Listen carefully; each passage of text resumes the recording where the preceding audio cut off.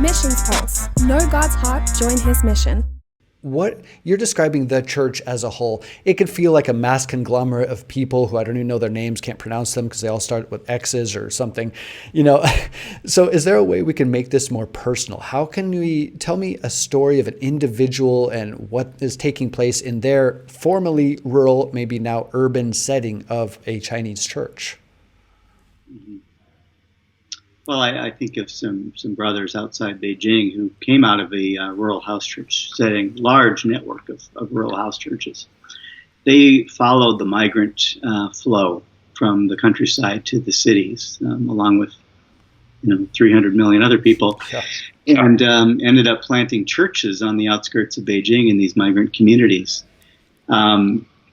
I think of their lives right now, they're pretty complicated. When they moved to those migrant communities, I think they might have been married, but they didn't have any kids. Now they've got teenage kids. And unlike their parents, who were willing to do just about anything to get to the city and survive, their kids are not willing to do that. They see what's going on in the city. They see the attractions of the big city. They want them. But of course, because of China's hukou, or household registration system, those kids don't have access to all those goodies in the cities. And so these migrant pastors from the countryside are now dealing with not only the issues of their church, but their own families. And I think we often overlook that family life in China is complicated, like it is anywhere. And for Christian leaders, particularly, that's a huge issue for them. How are they going to disciple those kids? Where are those kids going to go to school? How are those kids, when they're ready for university, how are they even going to get into university? They're migrants. I bet right now they're probably really struggling with the coronavirus. Probably some of their communities have been quarantined off. Travel is restricted. They may be having a hard time getting food right now. Yeah. And then the other thing I've noticed as I've watched them over the years is they're always having to move because when they came to Beijing is a city of concentric circles. They have these roads that run around the city, and they go from the second ring to the third ring to the fourth ring, and so on out to the suburbs. And when they first came, I think they were kind of living around the fourth ring road. That's where they could find places to live, and that's where they could set up their little churches. Well, the developers came in and started building condos around the fourth ring road, so that didn't work. So then they had to, literally their places where they were worshiping and living were torn down. They had to move out to the fifth ring road. Then it was the sixth ring road. Wow. And so that's been part of their life for years. Just to say, for this particular slice of the church in China, life is complicated. Yeah.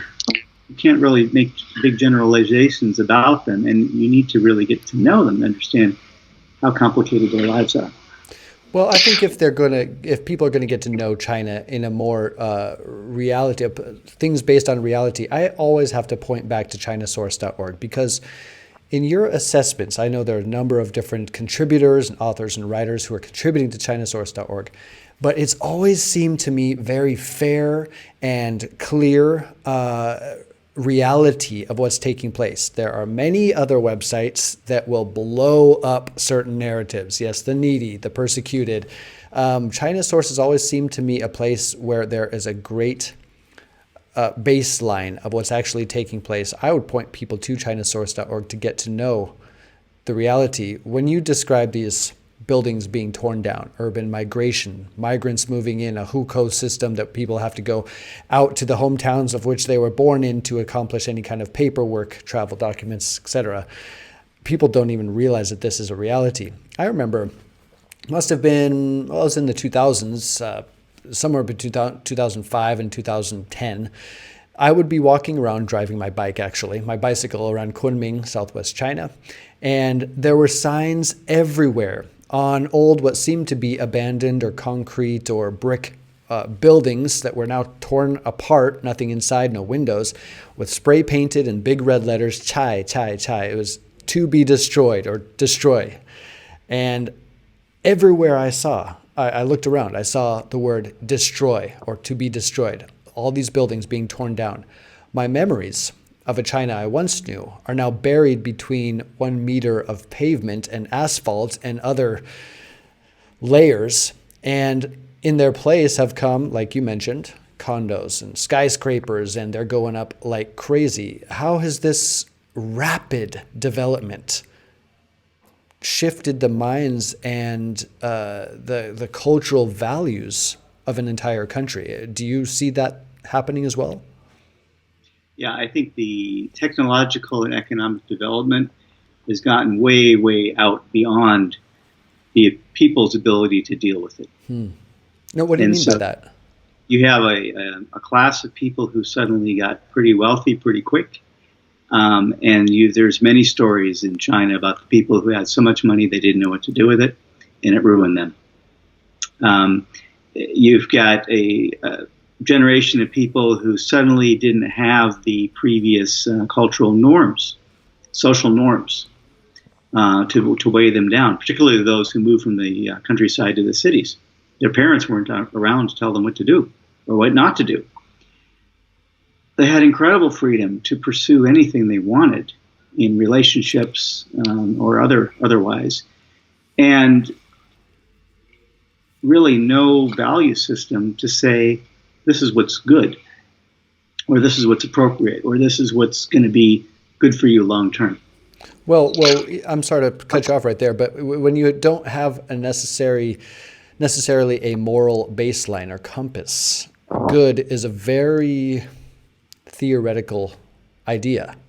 And I think that's what you're pointing at. You know, a whole country is in a tumultuous period culturally because of rapid development. And this is the best China for the common man in the last 5,000 years. Let's be honest. I mean, the way that things have grown and developed. However, with that rapid development comes some major cultural struggles. Mm-hmm. And I see that with the church too. You look at the urban church that has really come into its own in the last decade or so. And economically, technologically, in terms of their education level, in terms of their status in society, they have done amazing things. They've pushed the envelope in so many ways. But yet, their ability to relate to one another and their ability to lead the church, their ability to discern what's good and what's not good, what's right and wrong, those haven't kept up. And I think the rural church, one of its strong points for all the things that it didn't have was it had a strong sense of waiting upon the Lord, huge sense of importance of prayer and waiting on God, a legacy of a strong devotional life. I think the urban church just never got that. They got systems, they got theology, they got good teaching, they got the ability to do a lot, whether through the internet or through publishing or through starting new organizations or building urban churches. But that spiritual foundation wasn't there. And so again, I think the church ended up getting way ahead of itself in its ability to sustain some of the things that it has been doing. Missions Pulse. Know God's heart, join His mission. This podcast is powered by Within Reach Global. Subscribe, watch, and listen on YouTube today. Visit missionspulse.com.